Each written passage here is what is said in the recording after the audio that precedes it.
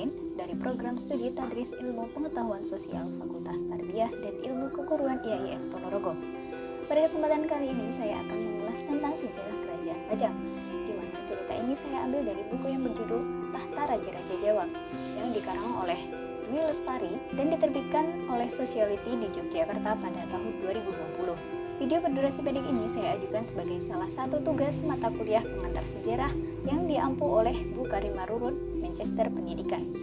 Buku ini seperti sebuah catatan kecil tentang runtuhnya kerajaan-kerajaan di Jawa, mulai dari Kerajaan Medang hingga Mataram Islam yang pecah menjadi Surakarta dan Yogyakarta. Kisah rebutan dan berlaku barbar seolah menjadi tabiat raja-raja Jawa pada masa itu. Banyak dari mereka yang mengawini banyak wanita dan berebut tahta kerajaan. Kerajaan Pajang. Kerajaan Pajang adalah salah satu kerajaan Islam yang pernah eksis di Indonesia. Berdirinya Kerajaan Pajang tidak lepas dari runtuhnya Kerajaan Demak pada tahun 1568. Arya Penangsang yang awalnya sebagai penguasa Demak berhasil dikalahkan oleh Sultan Hadiwijaya atau Joko Tingkir. Oleh Joko Tingkir sendiri, pusat Kerajaan Demak dipindahkan ke Pajang, sebelah barat kota Solo sekarang. Sejak saat itulah berakhir Kerajaan Demak dan berdirilah Kerajaan Pajang. Adapun Demak pada saat itu dijadikan wilayah Kadipaten yang diserahkan kepada Arya Pangiri atau putra Sunan Prawoto. Pada waktu Sultan Hadiwijaya atau Joko Tingkir memerintah Kerajaan Pajang, Ki Ageng Pemanahan diangkat sebagai Bupati di Mataram sebagai balas jasa atas bantuannya mengalahkan Arya Penangsang. Setelah Ki Ageng Pemanahan wafat, jabatan Bupati di Mataram diberikan kepada Surawijaya, putra angkat Ki Ageng Pemanahan.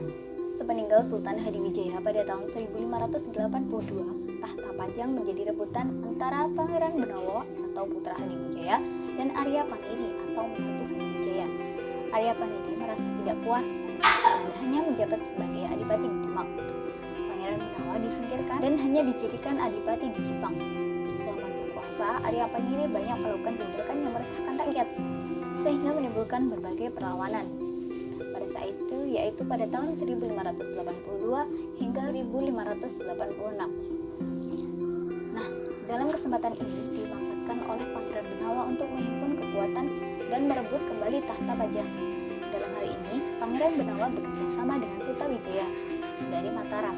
Akhirnya, Arya Penangsang dapat dikalahkan dan disuruh kembali ke Demak. Setelah Pajang kembali ke tangannya, Pangeran Benawa justru menaikkan kekuasaan Pajang kepada Sutawijaya. Hal ini dilakukan karena Pangeran Benawa merasa tidak mampu memimpin Pajang yang begitu luas.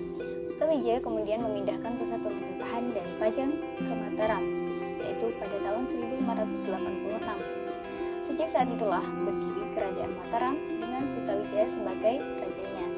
Adapun Pajang dijadikan sebagai kadipaten dan Pangeran Benawa sebagai adipatinya. Sekian yang dapat saya sampaikan. Apabila terdapat kesalahan dalam bertutur kata, saya mohon maaf yang sebesar-besarnya. Semoga bermanfaat. Wassalamualaikum.